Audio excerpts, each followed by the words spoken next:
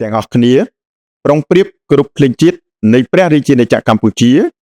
គោរព